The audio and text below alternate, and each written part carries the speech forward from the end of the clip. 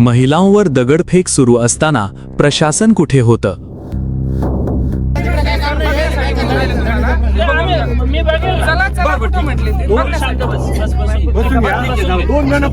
प्रशासनाला जाब विचारावा की नाही, हा मोठा प्रश्न. श्रीरामपूर तालुक्यातील रामपूर कोकरे येथे वाळू उपशाच्या मुद्द्यावरून प्रशासनाविरोधात ग्रामस्थांचा संताप उफाळून आला आहे. गेल्या 2 ते 3 महिन्यांपासून ग्रामस्थ, महिला आणि शेतकरी आंदोलन करत असताना देखील महसूल प्रशासनाने ठेकेदारांना मोकळं रान दिल्याचा गंभीर आरोप आता ग्रामस्थांकडून केला जात आहे. गाव वाचवा, गोदावरी वाचवा अशी हाक देत महिलांनी आंदोलन उभं केलं, उपोषण केलं, निवेदने दिली, मंत्र्यांपर्यंत आवाज पोहोचवला. मात्र प्रशासनाने गावकऱ्यांच्या भावना आणि भीतीकडे पूर्णपणे दुर्लक्ष केल्याचं चित्र पाहायला मिळतंय. काल दुपारी जेसीबीच्या सहाय्याने नदीपात्रात रस्ता तयार करण्याचं काम सुरू होताच गावातील 60 ते 70 महिला घटनास्थळी धावत पोहोचल्या. महिलांनी काम रोखण्याचा प्रयत्न करताच ठेकेदार समर्थकांकडून महिलांवर दगडफेक करण्यात आल्याचा आरोप करण्यात आला आहे. महिलांनी झाडांचा आसरा घेत जीव वाचवला. सर्वात धक्कादायक बाब म्हणजे एवढा मोठा तणाव निर्माण होण्याची शक्यता आधीपासून माहिती असतानाही महसूल प्रशासन आणि संबंधित यंत्रणा घटनास्थळी अनुपस्थित होती.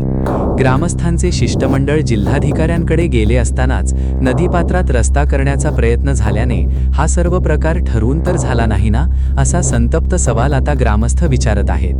ग्रामस्थांच्या मते वाळू उपशामुळे शेती, पिण्याचे पाणी, पाझर व्यवस्था आणि गुरांच्या पाण्याचा प्रश्न गंभीर होणार आहे. तरीही प्रशासन फक्त कागदोपत्री वियम दाखवत ठेकेदारांना संरक्षण देत असल्याचा आरोप होत आहे. दरम्यान परिस्थिती नियंत्रणाबाहेर जात असताना गावातील 100 ते 125 युवक नदीपात्रात दाखल झाले. काही वेळात मोठा संघर्ष होण्याची शक्यता निर्माण झाली होती. पोलिसांनी शेवटच्या क्षणी हस्तक्षेप केल्याने पुढील अनर्थ टळला. आता रामपूर परिसरात एकच चर्चा सुरू आहे. ग्रामस्थांचा आवाज प्रशासनाला ऐकू येत नाही का, की वाळू माफियांसमोर प्रशासनही हतबल झाला आहे? आवाज जनतेचा, न्यूज प्रतिनिधी किरण पवार. कारण सगळं जीवन आमचं वाळूवर आहे. आमच्या पोरांचे शिक्षण नाही, काहीच नाही. आमचे सगळं हातावरचे मजूर काम करते. मग वाळू जर उचलली तर आम्ही काय करणार? पोरं सोरं आमच्या कुठं जाणार आम्ही गाव सोडून?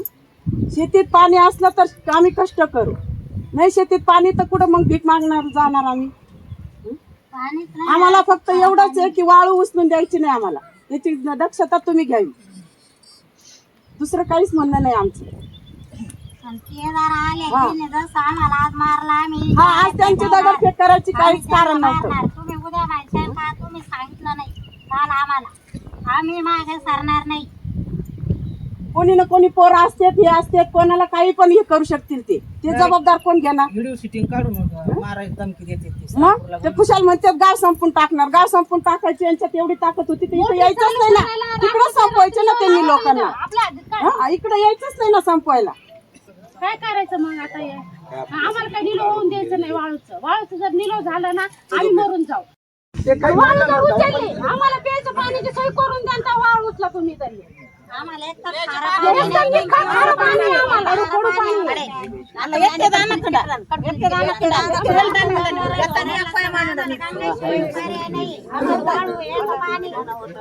गाडा भरा आमच्या अंगावर गाडा घाला मग.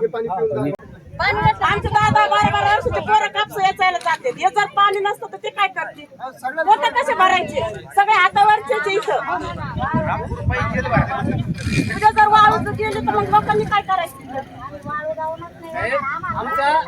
वाळूचा एक छाडा सुद्धा उचलला नाही पाहिजे.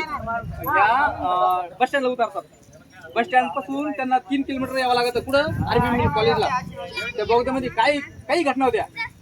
त्याच्यात बसची सोय नाही. 2-2, 3-3 वाजेपर्यंत बस स्टँडवर राहते. मला काय म्हणायचं, तुमचा प्रश्न हा वाळू सोडू शकते का? वाळू सोडू शकणार आहे. वाळू राहून की देऊन करायचं आहे लाईव्ह कार्यक्रम किंवा आहे कसले आंदोलन, जनसामान्यपर्यंत पोहोचेल आपला हक्काचा आवाज जनतेचा.